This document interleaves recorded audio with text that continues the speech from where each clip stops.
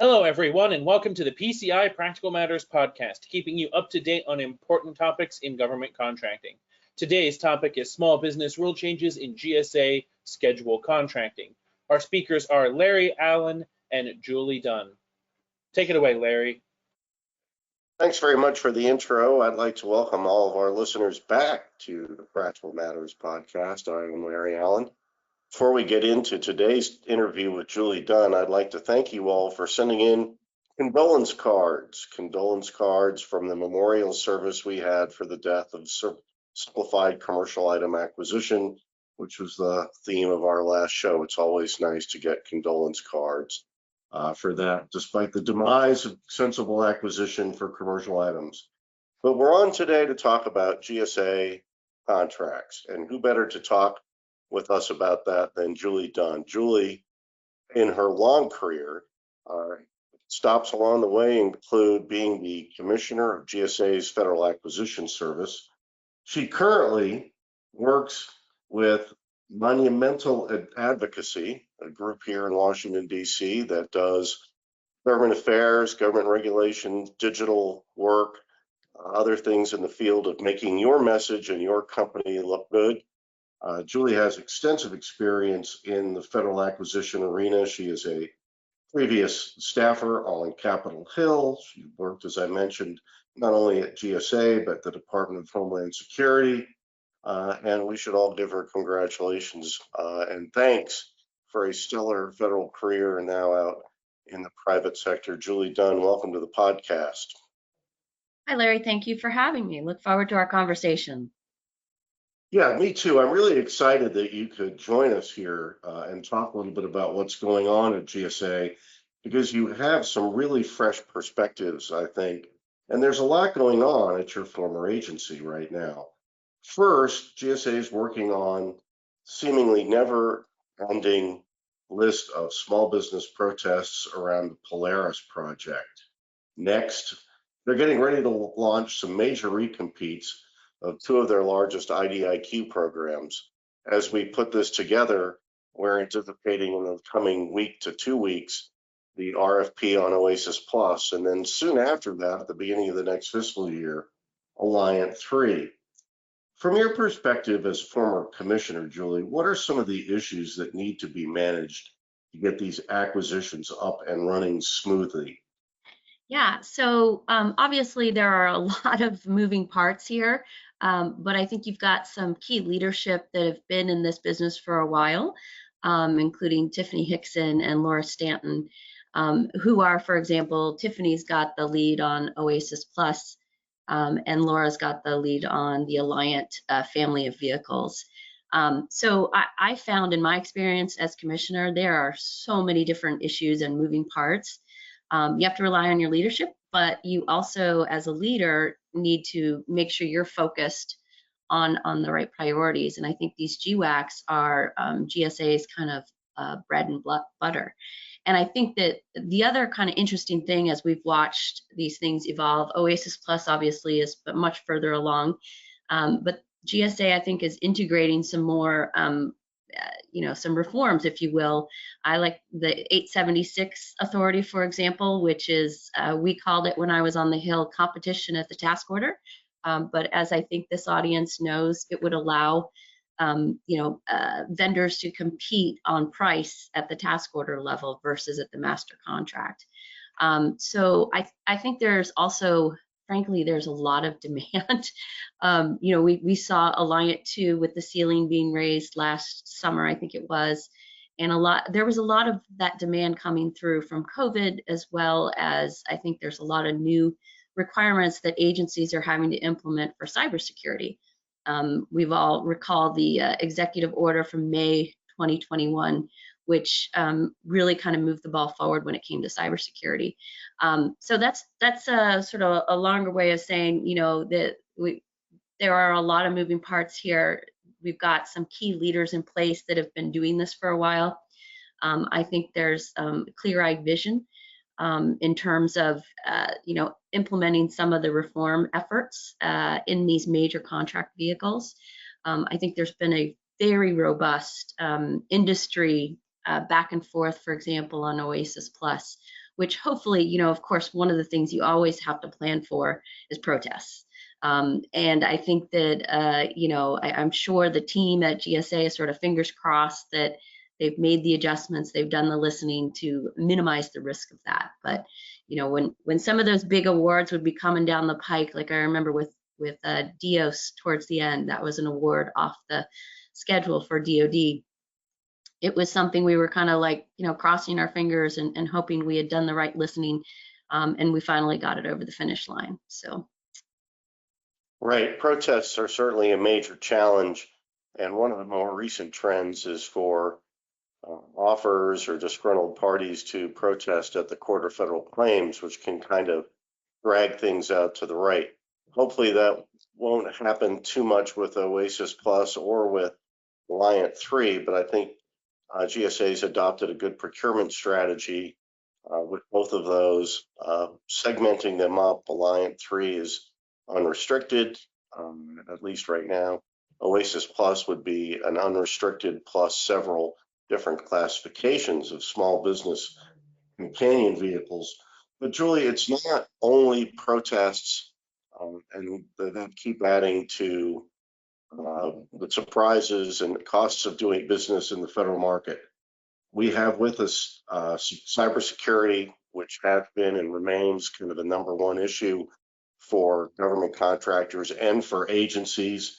Closely tied to cybersecurity are issues like secure supply chain management. We saw this really coming up in a big way during the pandemic, but it hasn't gone away. And then another one along the same vein is software bill of materials, making sure that government agencies have increased visibility into where the solutions are coming from that they're buying. From your perspective, how is this changing up the playing field for government contractors? What are some of the things they really have to look out for here? And do you think that these types of requirements will necessarily restrict competition in the market to people that have the throughput to be able to comply? So cybersecurity and all those related issues, supply chain risk management, I think it is something. I actually, when I was still at the Federal Acquisition Service, one of our top priorities was supply chain risk management, because I wanted to make sure that we were talking about it, particularly when it came, to educating the acquisition workforce, because they do have a lot on their plate. And technology is obviously, moving very quickly. But I used to say, supply chain risk management is a challenge and it's an opportunity. So to the extent that GSA can make sure they're putting in place requirements, risk-based requirements that vendors can satisfy. And obviously, not all procurements are created equal when it comes to risk, right? Right. When you're talking about the Intel community, that's a different risk profile, but there must be a baseline. And I think we're watching kind of the policy landscape work its way out. And we all saw last September, I think it was, OMB put out their memo on secure software development, and that new requirement that agencies would start asking vendors for an attestation that they were complying with some of the NIST software development requirements. My understanding, I've looked at sort of the matrix, if you will, and I'm not a technologist, but I like to say I can sort of translate here. It is some kind of best practices that I think some companies, hopefully they're already doing at a certain level. I think there's just, there is, of course, whenever you're playing in the government market, there is a compliance cost, but I'm hopeful that some of these baseline requirements, some of these conversations are already happening at a certain level. And, the potential requirement for SBOMs, as you pointed out, software bill of materials, which is a fun thing to say sometimes. Right, right. But I'm starting to see at least placeholders in some RFPs saying, hey, agency X may be asking for an SBOM. So I think it's sort of the landscape is kind of mixed in terms of, I think, what agencies are prepared to do in terms of ingesting SBOMs. There's a lot of issues to work out, But I think having the conversation just writ large about supply chain risk management is extremely helpful. And I know Congress is paying attention very closely when it comes to this stuff. The next solar winds or whatever the vendor or threat that comes our way, I think we really it behooves all of us to be prepared and work together on this issue. I think that's exactly right. Clearly these are big issues that are potentially impactful in terms of agencies being able to rely on the solutions that they acquire. You mentioned attestation for software. That's one I know that GSA is moving forward with. And the big thing, Julie, I think, and I'd like to get a quick insight from this on you, is making sure that industry is aware of these requirements, because so often I think that industry, they're focused on business, which is, they're in business to do business. But in order to do business properly and to make sure you stay on the right side of the compliance ledger, there's really a lot in the store that you have to mind, right? Yeah, absolutely. You'll recall, Larry, I remember the Section 809 panel.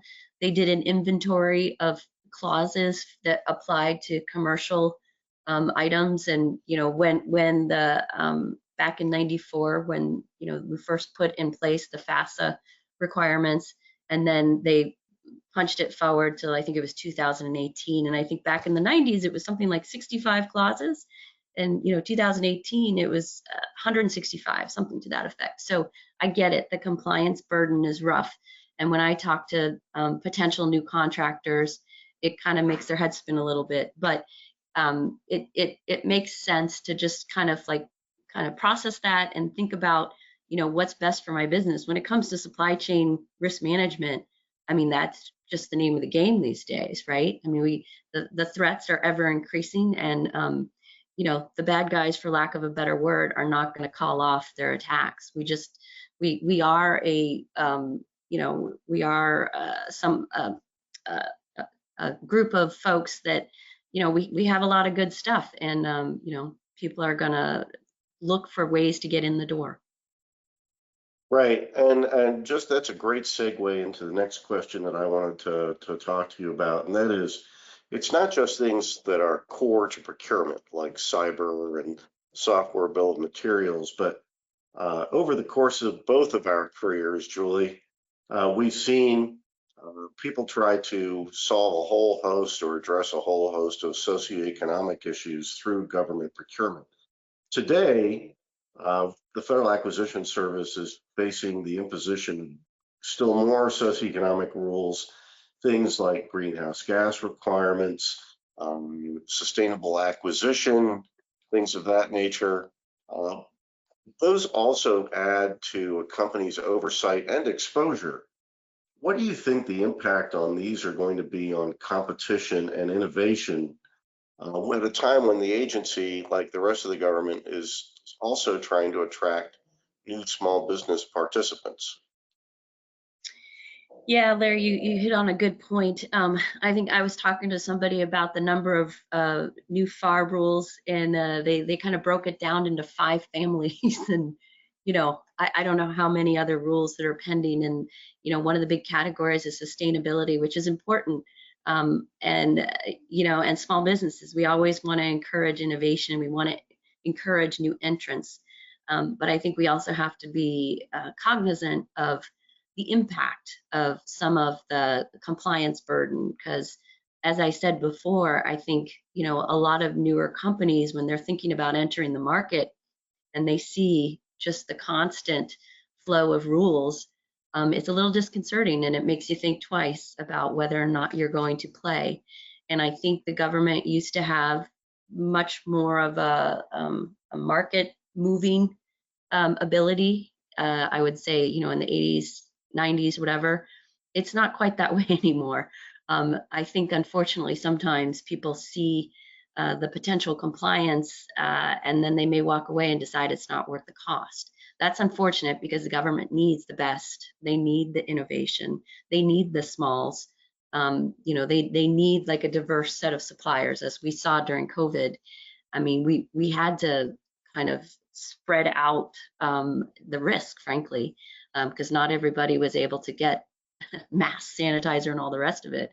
I remember well having those kinds of conversations, and GSA were literally calling around at some points trying to figure out, where are other vendors and that kind of thing. So it's really important that we encourage participation, and part of it is talking to professionals about what the compliance looks like, and sometimes it's manageable and it makes sense.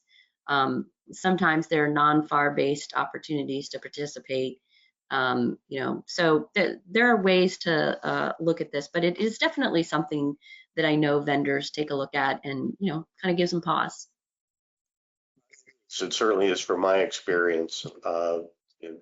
Companies trying to bake in compliance format when they're entering the market before they can take any business. It's a lot of sunk cost, and not everybody can afford that sunk cost. And as you point out, some people look at that and they decide not to undertake that sunk cost and stay on the sidelines when the government could have access to some of these companies. And they're not just small businesses, they're in some cases quite large businesses that many of us make use of in our daily lives. You're listening to the PCI Practical Matters podcast. I'm Larry Allen, your host. My guest today is Julie Dunne. Julie's the former commissioner of GSA's Federal Acquisition Service and a current staffer. What's your current professional? Julie is a current professional with monumental advocacy. Principal at Monument Advocacy. All right. Julie is currently Julie is currently a principal with Monument Advocacy. So, Julie, you mentioned a little bit in your last answer about the COVID wave and the disruption to government business that caused. One of the things specifically at GSA that it caused was the cancellation of the agency's first attempt in several years to have in-person training, an in-person showroom floor. It was something that GSA had done under the old name GSA Expo for a number of years. It was a popular way, certainly for customers to be trained, but also for people in industry to get out and meet each other, actually meet face-to-face with people from GSA that they'd never had a chance to maybe physically see before. And of course, at the showroom floor where contractors could show off their latest and greatest stuff. What are your thoughts on whether GSA should consider holding a new event, or is there a need for that, or are we better off maybe with some highly specialized, smaller segmented events? We need these even though we have online training. So I remember having that decision on my plate in early COVID about canceling FAST 2020, and it was very disappointing, I know, for all involved. It was a lot of work, and if you'll recall, COVID really, people started shutting down in March, and this conference was supposed to be down in Atlanta in April. So we held out, and things became pretty apparent that this just was not going to happen. I think that in-person events are really important, frankly. I think webinars and online training, they definitely have an ability to reach a broader audience. But as you and I know, just meeting somebody in person, saying hello, there's an opportunity for those more informal conversations. Less scripted kind of thing. Clearly, there's a lot of good information that you can get from GSA with their webinars, and I know, they're people moved around, and there's new leadership, and I would think that perhaps we're a year out, that maybe FAST 2024 will reemerge, but I'm hopeful some version of it in person. I think you're absolutely right. Having that connection is really important and useful, frankly. And in addition to the training itself, having that downtime with people. And I know, having been a former government person, it was helpful, very helpful to me too. because you just never knew who you're going to meet and, what cool new technology they're going to talk about. And, you're not necessarily going to sign a contract right there, but it plants a seed in terms of the possibilities. So I'm hopeful that perhaps 2024 is the reemergence of some of those things. Well, that has my vote. I think I agree with you. I think as much distance learning, as much web-based training you do, which is all great, and it can be, there really is no substitute for people getting together in person every now and then. So I'll add my voice to people who want to have a new GSA in-person event, whatever the rules for it end up being. One last question for you. Any additional recommendations or suggestions today? The Commissioner of Federal Acquisition Services, Sunny Hashmi. I know you know Sunny is not his first term in government. If you were sitting down talking to Sunny, what would you give him as a couple of pieces of sage advice from somebody who's been in the trenches and where you think FAST needs to go in the next 12 to 24 months? Yeah, so Sunny is a great leader, and you're right. I do know him, and we've talked occasionally. He's got a lot on his plate, and a lot of moving parts, as we talked about in the beginning of this podcast. I think one of the key aspects is, your people. And I was heartened. I saw like a personnel announcement. Jeff Lau is being detailed to do some, have some more focus on HR from a FAS writ large perspective, which I think is very helpful. I think I mentioned earlier just the leadership attention on some of these major vehicles like Alliant 3 and Oasis Plus.